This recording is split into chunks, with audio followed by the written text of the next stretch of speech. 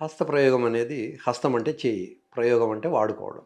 హస్తప్రయోగం యూజువల్‌గా 12, 13 ఏళ్ల నుంచే మొదలవుతుంది. సో, దానికి అలవాటైపోయిన తర్వాత ఆ ప్లెజర్‌కి వాళ్ళు అడ్జస్ట్ అయితారు. నిజానికి ఈ మాస్టర్బేషన్ అనేది ఒక సిట్యుయేషన్‌కు సిమిలారిటీస్ చెప్తాను. గేదెకు దూడ చనిపోయినప్పుడు మనం బొమ్మ పెట్టి పాలు పిండుతాం. 20 లీటర్లు ఇచ్చే గేదె 2, 3 లీటర్లు ఇస్తుంది. 2, 3 సంవత్సరాలు ఇచ్చే గేదె ఓ 2, 3 నెలలు ఇచ్చేసి ఆపేస్తుంది. ఆఫ్టర్ ఆల్ గేదెకే అంత చిన్న మెదడున్న గేదెకే అంత ఎఫెక్ట్ ఉంటే హ్యూమన్ బీయింగ్స్‌కి చాలా గొప్ప బ్రెయిన్ ఉంటుంది. సో, దీనికి వాళ్ళకి ఆ ప్లెజర్ లేకపోవడం అనేది అవుతుంది. అయితే దురదృష్టవశాత్తు మన దేశంలో 12, 13 ఏళ్ల నుంచి కోరికలు మొదలైతాయి. వీడికి 35, 40 ఏళ్ళు వస్తే గానీ పెళ్లి కాదు. ఈ లోపల బయట అమ్మాయిలతో తిరిగినప్పుడు గొడవలుంటాయి. లేదా డిసీజెస్ వస్తాయి. ఆంటీస్‌తో తిరిగితే డిసీజెస్ వస్తాయి. ప్రాస్టిట్యూట్స్ దగ్గరికెళ్తే డిసీజెస్ వస్తాయి. వేరే అమ్మాయిలతో తిరిగినప్పుడు గొడవలైతుంటాయి. కొద్దిమంది సైకలాజికల్‌గా వీటన్నిటికి బదులు మాస్టర్బేట్ చేసుకుందాంలే టెన్షన్ రిలీజ్ చేసుకుంటారు. అది చాలా సంవత్సరాలు చేసుకోవడం వల్ల వాళ్ళు దానికి అలవాటు పడిపోతారు. అటువంటప్పుడు పెళ్లి అయిన తర్వాత కూడా మాస్టర్బేట్ చేసుకుంటారు. అలా చేసుకోవడం తప్పేమీ కాదు. ఓసారి నాకు ఈ మధ్య ఒక కపుల్ వచ్చారు. అమ్మాయి కంప్లెయింట్ ఏంటంటే, "సార్ ఇతను నాతో బాగానే సెక్స్ చేస్తాడు. కానీ సెక్స్ చేయగానే బాత్రూంలోకెళ్ళి అక్కడ ఊపుకుంటాడు. నాకు డౌట్ వచ్చేసి నేను బాత్రూంలో ఒకరోజు కెమెరా పెట్టి చూశాను. ఏం చేస్తున్నాడని. అక్కడికెళ్ళి మాస్టర్బేట్ చేసుకుంటున్నాడు."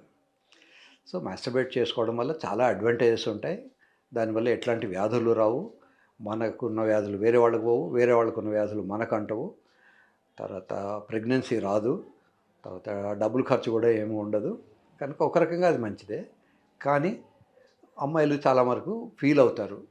నేను ఇలా ఇంత మంచి అందమైన అమ్మాయిని ఉండగా కూడా నన్ను వదిలేసుకొని అతను వెళ్ళి మాస్టర్బేట్ చేసుకుంటున్నాడే, నాలో ఏం లోపం ఉంది అని అనుకుంటారు. లోపం అని ఫీల్ అవ్వక్కర్లేదు. కొంతమందికి అది హ్యాబిట్ అయిపోతుంది. సంవత్సరాల కొద్దీ ఉన్నదాన్ని సడెన్‌గా వాళ్ళు మానుకోలేకపోతారు. బట్ అమ్మాయి ఉన్నప్పుడు ఉంటే ఆనందం టోటల్లీ డిఫరెంట్. టచ్ వల్ల వచ్చే ఆనందం చాలా గొప్పది. అది తెలియకుండా ఊరికే ఊహించుకొని వాళ్ళు ఏదో కొద్దిపాటి శ్రమపడి రిలీజ్ చేసుకుంటూ ఉంటారు. కనుక ఒక్కొక్కసారి ఏమిటంటే అతను మాస్టర్బేట్ చేసుకుంటే తప్ప ఇజాక్యులేషన్ బయటికి రాదు. ఫ్లూయిడ్ బయటికి రాదు. అటువంటప్పుడు ప్రెగ్నెన్సీ రాకపోయే ప్రాబ్లమ్స్ ఉంటాయి. అటువంటప్పుడు వాళ్ళు ఏఆర్‌టీ అసిస్టెడ్ రిప్రొడక్టివ్ టెక్నాలజీ అనే హెల్ప్ తీసుకోవచ్చు. అతను సంభోగంలో పాల్గొన్న తర్వాత మాస్టర్బేట్ చేసి ఆ ఫ్లూయిడ్ గనుక డాక్టర్‌కి ఇస్తే, డాక్టర్ గారు దాన్ని శుభ్రపరిచి అవసరమైతే సిరింజ్ ద్వారా అమ్మాయికి ఎక్కిస్తారు. అలా ఉన్నప్పుడు అమ్మాయి ప్రెగ్నెంట్ రావచ్చు. అతని స్పెర్మే అమ్మాయి ఊసైతే రెండిటి వల్ల ప్రెగ్నెన్సీ వస్తుంది. కనుక మీరు అలా చేయడం తప్పు అనే భావన నుంచి బయటికి రండి. అబ్బాయిని ఎంకరేజ్ చేయండి.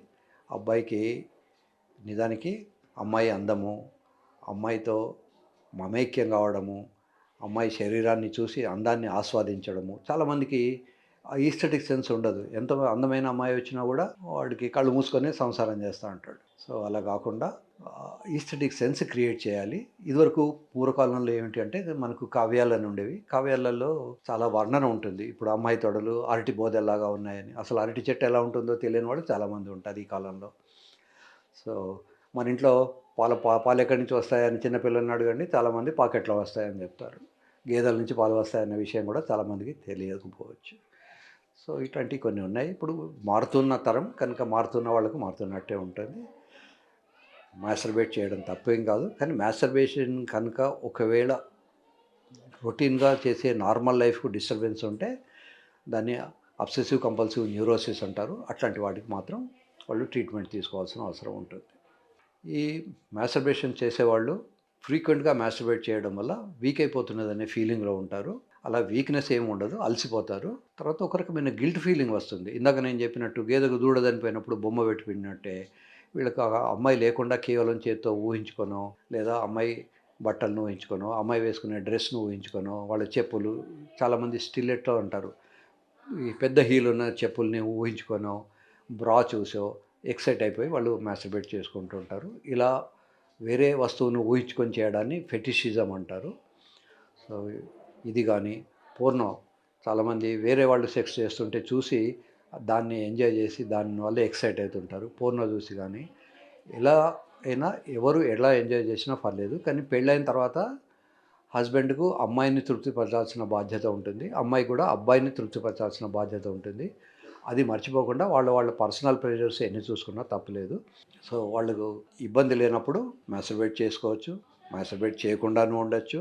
మాస్టర్బేషన్ అనేది బాగా అలవాటైపోయి నేను విధి లేదు నేను మానుకోలేను అని అనుకున్నప్పుడు ఏఆర్‌టీ హెల్ప్ తీసుకోవచ్చు. పిల్లలు అవసరం లేదు అనుకున్నప్పుడు సెక్స్ చేయాల్సినంత సేపు చేసి బయటికెళ్ళి మాస్టర్బేట్ కూడా చేసుకోవచ్చు. ఎవరికీ ఇబ్బంది లేనంత వరకు ఏ పని చేసినా పర్లేదు. మోస్ట్ ఆఫ్ ది టైమ్స్ ఇవన్నీ కూడా ప్రైవసీలోనే జరుగుతాయి. ఓపెన్‌గా జరిగేది కాదు.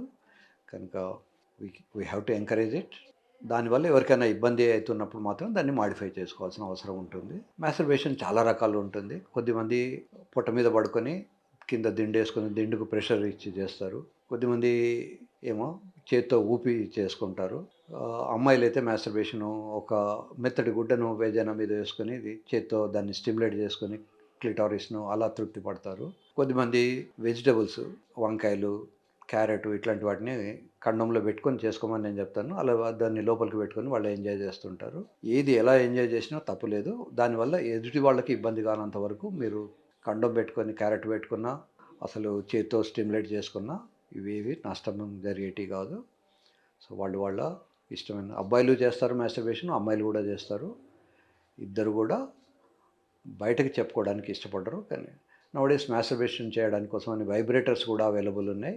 సో వైబ్రేటర్ను జననాంగాల మీద పెట్టుకున్నప్పుడు వైబ్రేట్ అయిపోయి వాళ్ళకి ఒక రకమైన ఎంజాయ్మెంట్ వస్తూ ఉంటుంది. సో ఇవన్నీ కూడా మనకి ఇప్పుడు హైదరాబాద్లో అవైలబుల్ ఉన్నాయి. ఇవి ఇట్లాంటి వైబ్రేటర్స్ కానీ తర్వాత ఆఫ్కోర్స్ వెజిటబుల్స్ అయితే త్రూఅవుట్ స్టేట్ ఎక్కడైనా అవైలబులే ఉంటాయి.